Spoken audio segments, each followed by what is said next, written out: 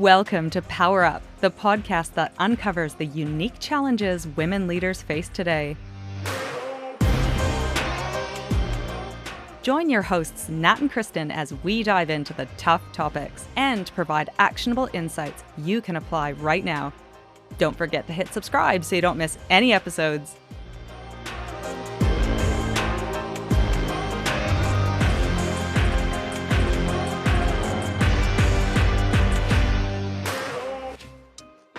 I had a couple of conversations over the last couple of weeks that have sparked this, and they were with people who were really struggling with the situation. They felt like they had too much on their plate, or they'd picked up work when they should have been on holiday, like, those kind of classics.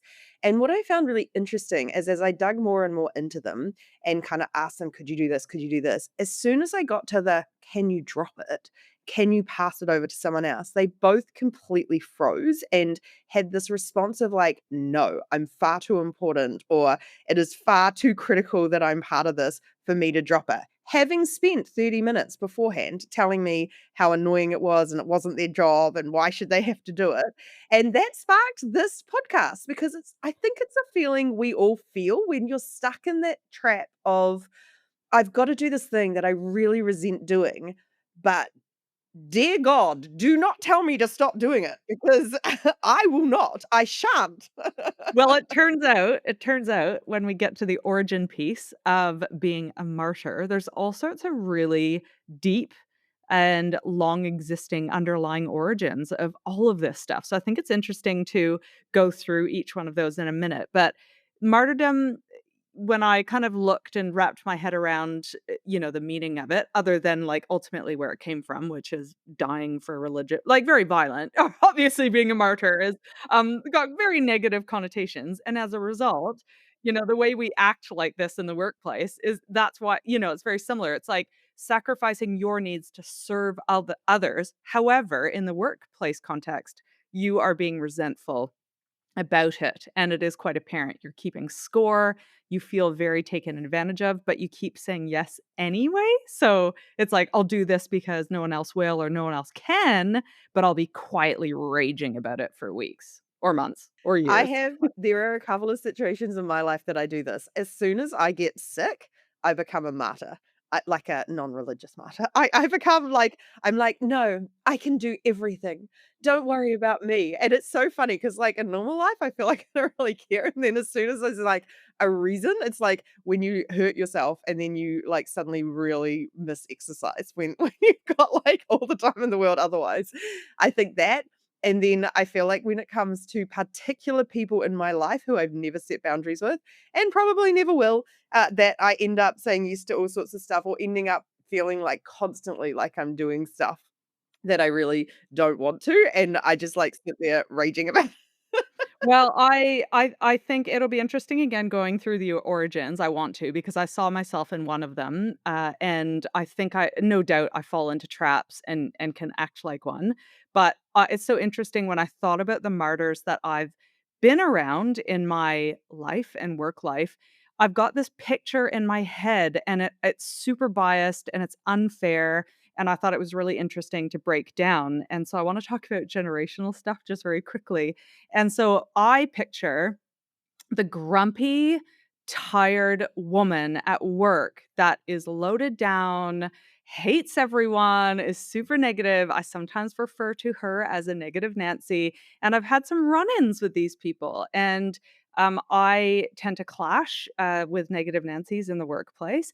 And I also just must have something weird against middle-aged women. Like, and I'm like, oh my, Like us. am I mirroring? No, but this is it. I was like, I had to really reflect on like is it bias or is it just like, do I hone in on that particular persona? And I tell you where it presents in a big way at the medical office. They're the ones that are sitting behind at the desk. They hate people. And I'm like, why do you do this job? So You're that is right. my It's sort of in some ways, I mean, in some ways that crosses over more with that sort of officious personality. I had it with my driver's tests where it's like rules.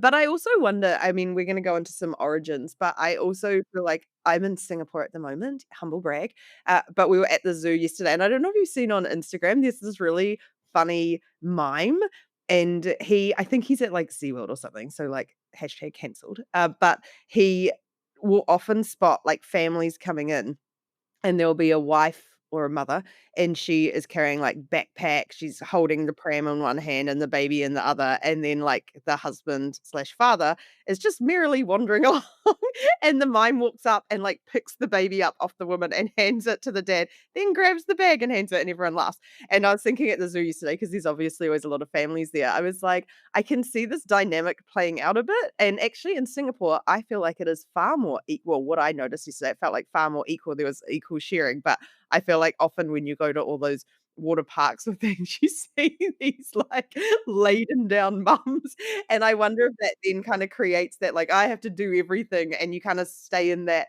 trap Yeah. along the Yeah, way. I do think that generation, had, divorce was harder, and they would have had to pick up all the home like, no doubt, that was and when I say that generation, I don't know, who am I thatting about? Is it baby boomers? I'm not sure.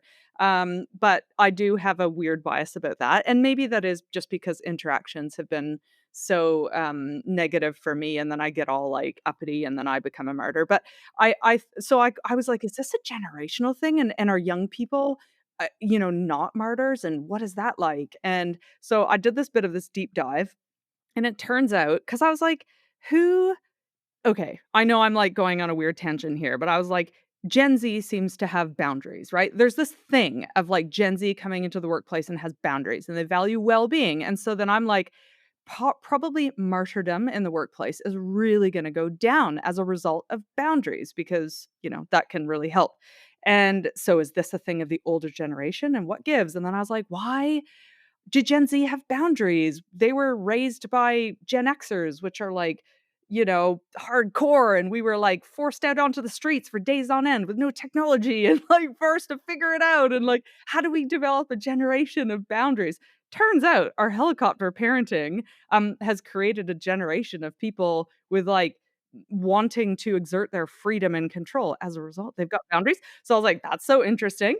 And then I was like, AI, of course. I was like, okay, so what generation are we talking about that are the worst martyrs? And I'm like, must be baby boomers. Guess who it is, Nat? Us. Guess who it is? Millennials. Yeah. I'm not a millennial. Oh, I It's a am. millennial. It's it's a millennial. So I was like, wow, Think okay. also because we very much aligned our self-worth and value with how hard we could work without burning out, how much we can take on, and how successful we are. Like, that is I noticed that, my girlfriend's Gen Z, I noticed this she just is, like, constantly like, "Why?" And I'm like, "I don't know, it's because I was raised that way." That, like, it's always about, like, "I can work really hard," and she's like, "Why? If you're not achieving anything, why would you do that?"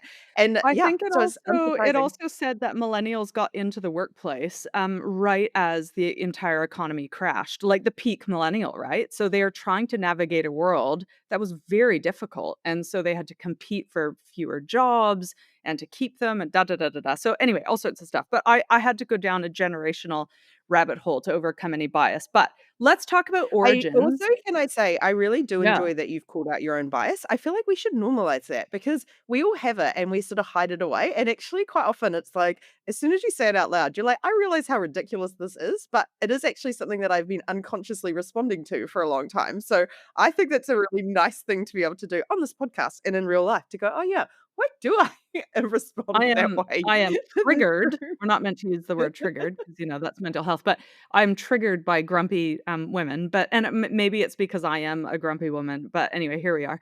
So, okay, 5 possible origins of being a martyr, and let's go through each of them. Those that are listening, like, let's be real honest, is there one that you identify with more?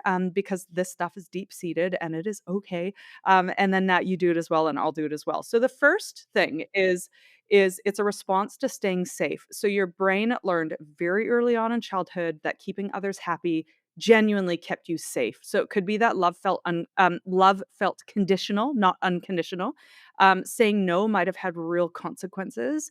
There could have been some trauma involved, and some bumps in childhood. So that's stuff that ultimately some have held on to, and so your nervous system is still running the same pattern, and therefore how it shows up is like, "I can't help it, I feel really terrible." Like, I really feel terrible if I disappoint anyone because the consequences when I was younger, were very real. So that's one, staying safe. Yeah, that one feels like a pretty big one, and I can see, like, all of these actually, when you think about it, they're not our fault. These are things that happen to us that cause us to respond, and then you build these habits, and then you end up in this trap. It actually is often a trap. So I love that that one's the first one because it is true for a lot of people that this is something, and and for that one, I remember someone saying once, oh, Esther Perel, of course, she was speaking to someone on a podcast, and she said that don't when people often say, "That no longer serves you," she's like, "Let that go." You have built an incredible protective mechanism that got you through something that was incredibly hard. You should be so proud of yourself for developing that. And now we have to develop a new one and recognize you can have that and you can develop a new tool. And I really loved her way of putting that because often I've heard that whole phrase around what used to serve you no longer serves you. And that's great too. But sometimes that kind of makes it feel like a failure, whereas actually what you've done is create this incredible mechanism and tool for getting through something that you were powerless to change. And I just love calling that out as a like if you are feeling like a martyr sometimes because of that, that is because you've actually developed this incredible coping mechanism that you should be really proud of. And also now think about new ones. Okay, the second one, which does resonate with me, invisible expectations, social conditioning. So there's all that. I remember hearing this. I remember the first time I heard this, and I was really shocked when people started talking about pink and blue jobs. And I was like, what is that? And like laughing about it, like, haha, that's a blue job. And I'm like, are we finding this funny? Like, I don't know. But it's something that I suddenly found myself surrounded with for a while. That idea of who takes on different tasks. And I was very fortunate to grow up in a family with three daughters. And when you think about a military dad with three daughters, he had to, well, I don't know if he had to overcome it or if he didn't have this bias to begin with. My assumption is he had to overcome it. And he didn't have a son to go to like the hardware shop with or teach how to mow the lawn. So we ended up with slightly more balanced expectations of what you do at home, but not fully, and also not out in the wider world of, who's in the I still see it all the time. I think my mum's taught me this, when you go to someone's house for a party and all the women are in the kitchen, and actually my girlfriend's parents had a friend over the other day, and they were talking about 2 TVs in the house, and one of their friends was like, "We'll have the big TV there, so when the women are prepping the food, they can watch that," and he got shut down very quick, but I think all of that stuff, really plays into that expectation of you are meant to do something even if Yeah. it feels wrong. The non-promotable work, and I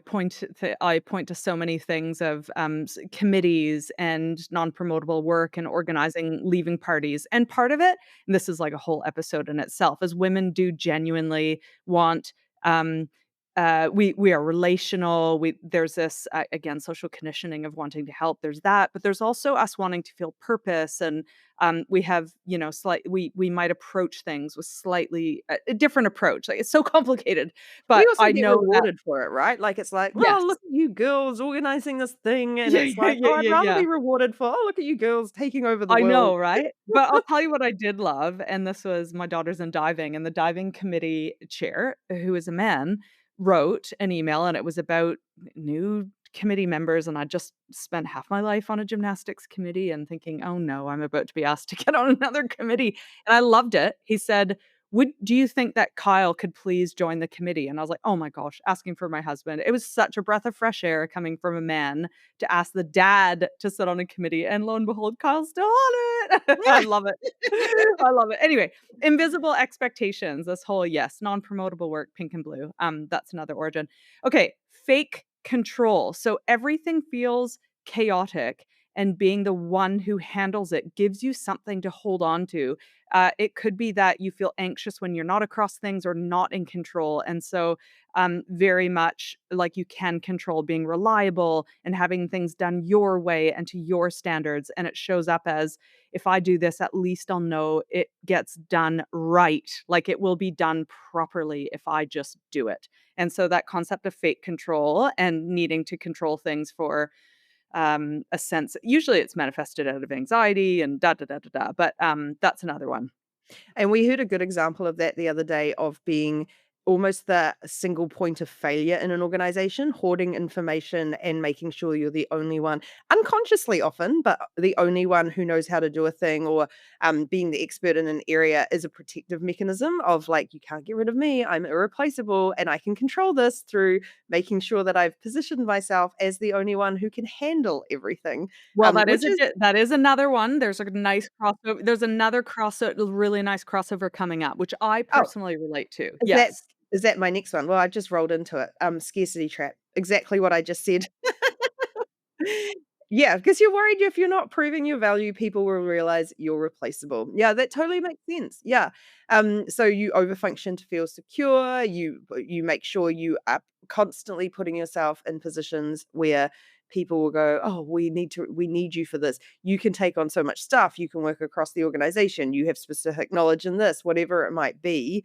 It is this sense of I need to do it, which is funny because this is actually a tension that I feel like is those early examples I found, and probably both were. If I think through what they'd told me, so I'm reading between the lines of what they told me, probably both fell into this, which is why you have that real resentment because on the one hand you want to prove yourself, but on the other hand you are like, why do I constantly have to prove myself? And I'm doing so much more than everyone else. So I can see that that balance gets really mucked up in your head as well, more so than some of the other ones where you may just be unconsciously doing it.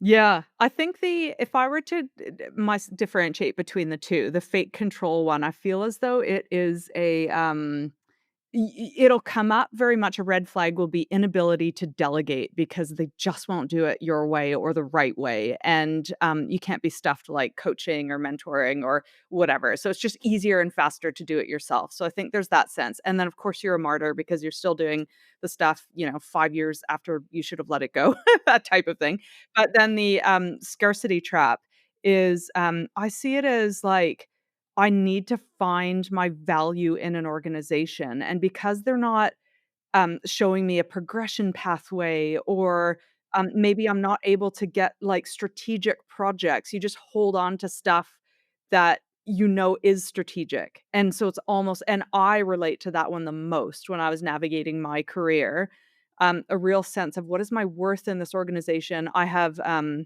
one of my strengths is significance, and so I wanna be on projects that are important, and so for me to control that and be a part of those things was really important, and I might have fallen over into scarcity trap of protecting information so that people came to me for that, like and that's silos, isn't it? Like, so I think I fell into that in a corporate environment, not the other one, I don't relate to it, but definitely the scarcity one. Well, the fake control one I think is probably pretty common, and the reason for that, and we've talked about this a bit over the last couple of weeks too, is this tendency to promote people based on technical skills and then give them no support or training in how to become an amazing people leader, and then add in the nuance of the often in most organizations, you're still expected to be a doer as well as a leader. So there's no clear delineation. So that fake control probably comes from feeling completely out of your depth, having no real support for being a beginner again, and this expectation you already know what you're doing.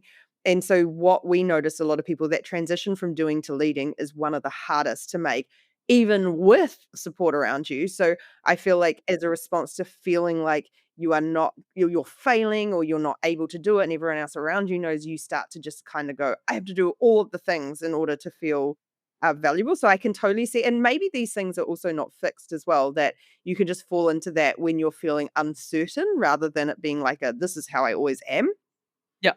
Yeah, absolutely. And then the final one that we're gonna be chatting about is, this really interesting case of unconscious replication, and this is that researchers were going in and really looking at, non-promotable work, and they found themselves giving grunt work to women because they knew that women would say yes, and I think this is the human condition of path of least resistance. And if you've got a tight deadline and you just need things to get done, you're going to give it to the person who's going to get it done. And so that was so interesting, that this unconscious replication, if we continue feeding into martyrdom by just giving it to people anyway. It's like, I know I don't even better, know how but ugh, I unconscious just it need is. this done. Like, Yeah, I yeah, feel like there's true. been so I mean, even now, I think about a lot of the just especially gendered dynamics, and you're like, "I know if I give this to this person, they're gonna do it to a really high standard, I'm gonna be able to rely on them. If I give it to this other person, they're probably" I mean, case in point, and this is no disrespect to our old co-founder, but when we ran our do we have auditions at one point? Or we had voting on who was gonna be our social captain in our last startup, and he ran on a platform of we're just going to walk 2 minutes to the nearest pub and we're going to have a drink there. And he won. So it does show that it was a it was a popular platform to run on. But all the women who were doing it were like, we're going to do a variety of really inclusive activities. We're going to go surfing. We're going to have puzzle night. And he's like, no, no, no, I'm not going to do any of that. And I feel like that is probably a great example of why you go to certain people because you're like, yeah, if I go to him, he's going to take us to the pub, which by the way, I love. Um, but it is like you just know you learn about what people prioritize and then you respond. Yeah. Yeah, no, exactly. So, I wonder if one of those origin stories really connected with a few people and, and just it was like me and self-limiting beliefs. I didn't think I had any until I kind of was like, "Oh, yeah, I can kinda see some patterns there." And it was often when I felt out of control or anxious, and as a result, acted in this way. So red flags might be that you might notice is like, I'm the only one that can do this right, but then being really angry. And we have a whole mini masterclass on that in Power Suit of how to say no and how to say it and use the words that you'd actually use. Secretly keeping score, I think that's another good red flag, and kind of waiting for recognition that never comes. Any other red flags, Nat, that you can think of? Um, I think it's the classic just automating yourself to saying yes. I actually love our workshop our mini masterclass. We've really evolved it over the last couple of years, and it's a really powerful mini masterclass on that immediate yes. Like we teach people how to say no. We give you the words. Well, you give yourself the words, but we give you the structure, the words, the framework, really simple to just stop that automatic reflex into saying yes or putting your hand up and then getting frustrated. So very much if you're a power suitor, a member, go and watch that one. It's 15 minutes and it will absolutely change your life on this. But I actually think the other, and it's not necessarily a red flag, but I think as we've been talking this through, I resonate with like a lot of them at various stages. So I feel like the maybe it's like a green flag. It's almost like what you've spoken about with having your bias and surfacing those biases is to actually recognize that we jump between these different things at different times. So like I feel like the staying safe one, the first one, not from childhood, but if I've been in unsafe relationships or relationships where I know it's a terrible dynamic and saying no to something or it's just going to make my next day or week a nightmare, like you become a martyr and invisible expectations. Like I have the most amazing parents, but I know they have expectations of me. And I, even to this day in my 40s, I'm like, can't say no, can't do that. And so, like, I actually think giving ourselves permission to go, it's almost like having that nice checklist of like, which one is triggering me? If I feel resentful, if I feel like I put my hand up and I'm raging, if I'm keeping score, what is that background behind it? And it might switch between them at various stages. I really like having that to go, oh yeah, that's been caused by this thing, I think, and getting curious about why we feel like that. Yeah, yeah, and I love the idea of reflecting on. I mean, I don't have any big solutions other than it was just interesting exercise to go through. Which do I identify with most through my career? And it was, yeah, it was probably that, what did I call it again? The fake control thing. Um, And I don't think I was, awful, but I just know a few people that were like, "Kristen, if you get hit by a bus, we're in a bit of a pickle." And that was on me, and so it was about how can you, like, really reflect on how you add value most strategically, and it's not necessarily doing all the doing, and so I think that's a real transition from managing to leading and understanding, like, my strengths and superpowers and contributing more strategically and, as opposed to, like, owning a lot of the operational delivery and doing, and so, yeah, that Do you that was think as interesting. well that one, because they're actually one of the examples I was thinking about when we started this. When I look at that, yeah, the scarcity trap, um, that feels like something that organizations at a leadership level, so if you're a leader listening to this, is very easy to make people feel like, especially in this economy, there's been a lot of redundancies, there's been a lot of restructures, and some leadership styles are still very authoritarian, my way or the highway. Somewhat, what's the word? And I don't think this is good leadership. Almost erratic, like you don't know. And so the some of the conversations I've had recently where people really do step into this martyr mode is they genuinely are worried if they don't step up or if they're not constantly proving their value, they're next on the chopping line, or their life will be a nightmare because they'll get removed from stuff. And that is just such a terrible way to lead a company or an organization. Like, it means people are doing, like, you're not productive and you're not performing at your best when you are living in fear of losing your job all the time, or that there'll be these real negative consequences for not saying yes sir, no sir to everything that's asked of you. It's Yeah. not good. And I do think this is the real tension. Like, there's almost I don't know how many solutions to a couple of these. And actually, sorry, my one was scarcity trap. I got that wrong. For me, it's scarcity trap was where I fell into.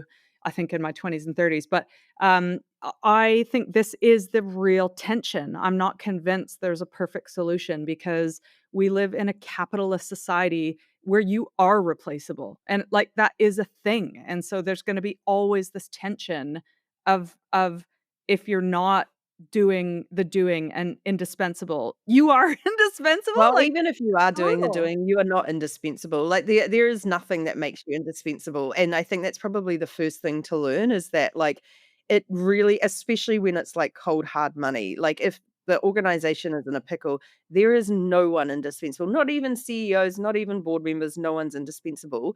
That I actually think the solution from the conversations I've had is actually really clear communication, and the example that I gave is, let's say you, are working in an ambiguous environment where it's sort of like someone, you're expected to take on the social committee, or there's like a disconnect between, and this happens quite a lot. Like, you might be running a project, but there's also someone else who's slightly running the project, and it's like unclear who's doing what. Really just reiterating regularly, which we sometimes forget to do. Hey, at this stage, my expectation is you're doing this and I'm doing this. Is that still true, or are we changing it? Next week, my expectation is still this. And it really does get around the sense of I have to take it on until I actually build that control, and add value by being really clear and making sure that there is, because a lot of this is about, oh, well, they'll turn around later and say, I expected you to do it. Good communication really helps you reiterating, this is what we've agreed to, correct. And like, I've done this in sort of environments that I felt were really volatile. Weekly updates. This is what we agreed to. This is what I followed through to. This is what you said you were going to follow through with. Have you done that? Have you not? Or, you can remove that part depending on the power balance. But every week, this is what we agreed this week. And it really does help, to not just have this kind of vague expectations, or like you are sort of regaining that control without jumping in and doing everything. Well, and I think yeah, and I think some of the cases are we jump to martyrdom and don't need to. And so I think hopefully that's really helped with this podcast episode. But others are a sign of the times and fewer resources having to do more and almost that clear communication can organizations can adopt and just be like, I know it sucks that you actually have to do all this stuff right now. Like, I know it sucks. And so to kind of be really collaborative on the actual plan 'cause there's so many seasons where, I don't know, I've been part of restructures where all of a sudden you're doing the job of, like, taking on the other 2 people that got cut. Like, that is a thing, right? So it's this thing of, like, I can feel resentful about it because my pay didn't go up. I mean, I've got a job, but, that is a season of really tough times, you know? Yeah, that's And actually a really nice reframe as well because we don't tend to have that same reflection when the times are great and increases are happening left, right, and center, and we're all getting promoted.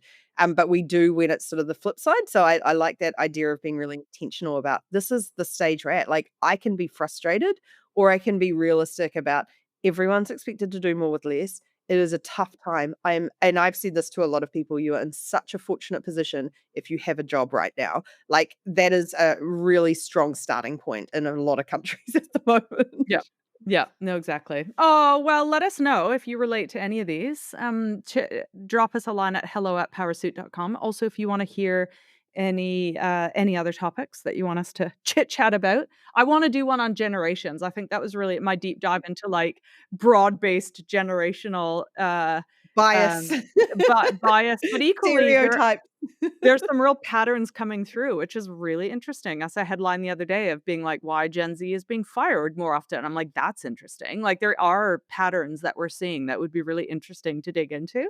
Well, and Anyway. also that's, and a subtopic from that is what aren't and are boundaries, because I think we have I mean, we rage about this a little bit, not as much as chronic cancelling, but about the, TikTokifying of therapy and, the use of boundaries triggering all of those sorts of words, and how boundaries have become almost weaponized or misconstrued away from a really great tool to create great environments and great relationships into a I get to do what I want and I will be annoyed if I don't. So I don't know if that's what you're alluding to, but I can see how there could be Yeah. some There's a misunderstanding. few in there. Amazing. Thanks everyone. Check out powersuit.com. Come join us in Powersuit. We'd love to connect with you in person and chat about specific support as it relates to some of this stuff. I think that's the power of it, is that you get access to actions and to some solutions as you navigate through this. So That's so true. The number of people I speak to who feel like they're alone or they've got this, and I'm like, oh, I've just spoken to 10 people this week who have the same thing.